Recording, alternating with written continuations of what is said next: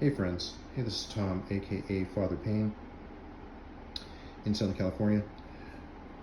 I've spent the past 5 or 6 days messing around, reorganizing the game room with the goal of creating space and trying to figure a way that I'm going to squeeze in an elevator action and a Star Trek captain's chair at some point into this 600 square foot room, which already has 39 games.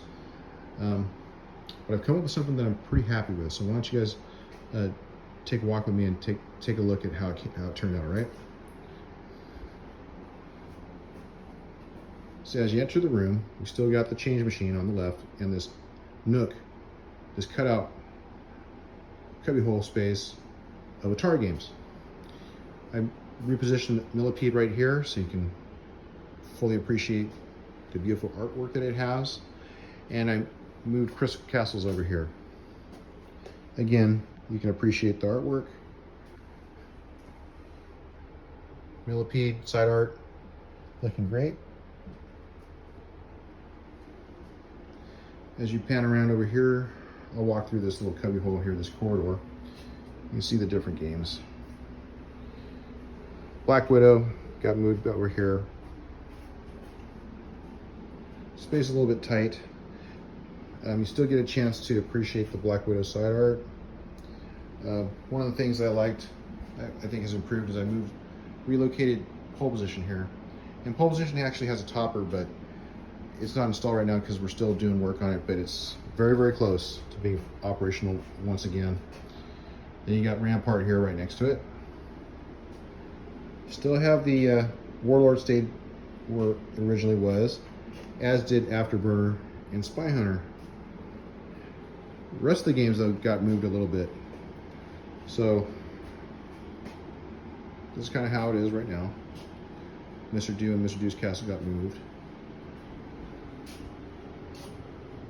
Kubert and Mad Planet stayed the same, I think,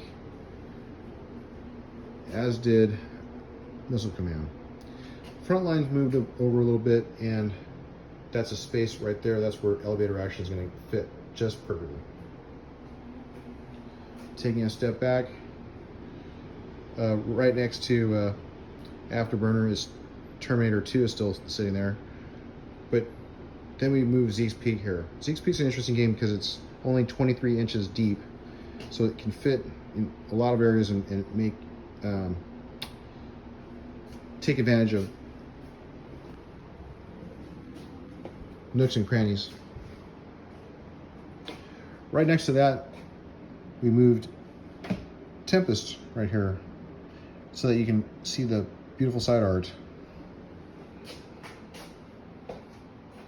Zeke's Peak used to be here, but we moved the Assault right here because it's nice and narrow, and it maximizes the space for someone to play Battlezone. Even though their face is going to be pressed up, their body's going to be pressed up against the periscope when they're playing, but it still nonetheless gives them some extra space being a narrow cab.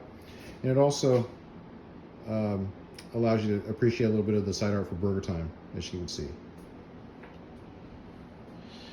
None of the games are plugged in yet because I've been just moving them around, but whatever. Again, this is a nice row, right? You got the Assault, Burger Time, Sinistar, Wizard of War, and then Bosconian and Commando. Panning around, this was pretty key, and this took a lot of trial and error to figure it out, but you got the Tempest here, as I mentioned, sitting at the end.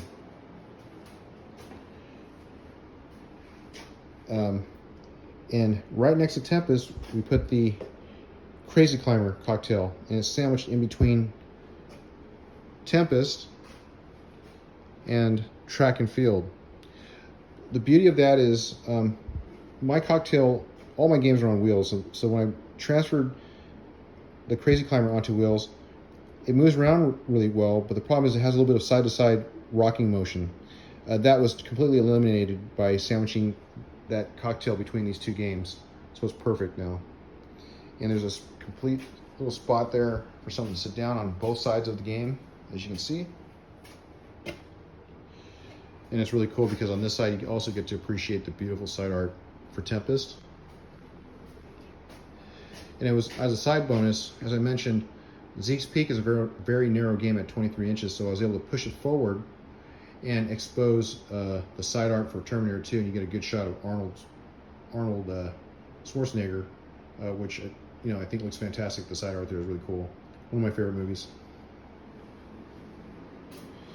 And as you can see in the front, it's very flush, so it looks pretty cool, I think.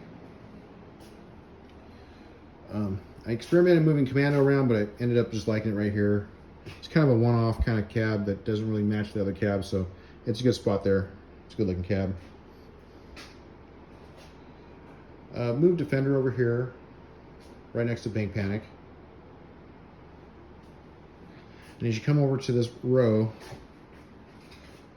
you've got the 3 Candy cabs still, 2 Egret 2s and the Sega Astro City 2. And then I moved the Neo Geo Big Red right here. So that's pretty cool. It fit really perfect. In fact, all these games, the Neo Geo, the Berserk, the Punch Out, and Smash TV, were all picked because they're kind of wide cabs and they're deep. So, they range between like 36 inches deep and up to 40 inches deep, which is Smash TV. But they look pretty good all together, and they maximize the space. Panning around, the last game on the list is Time Pilot. And I'm not really a fan of wood grain, but something about the Time Pilot cabinet artwork is kind of, I don't know, I think it's just kind of it's kind of retro and kind of cool. It's colorful. I do like the way the game looks. So that's kind of the room. I can take it back the other way just real quick. Space is a little bit tight, but manageable.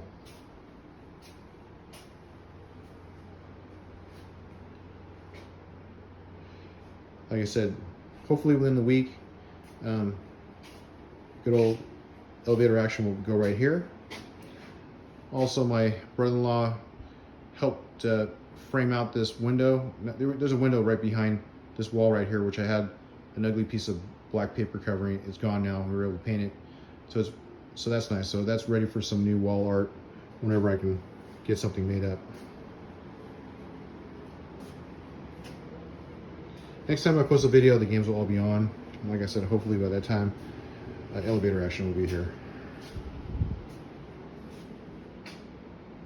All right, well that's that. Thanks for looking.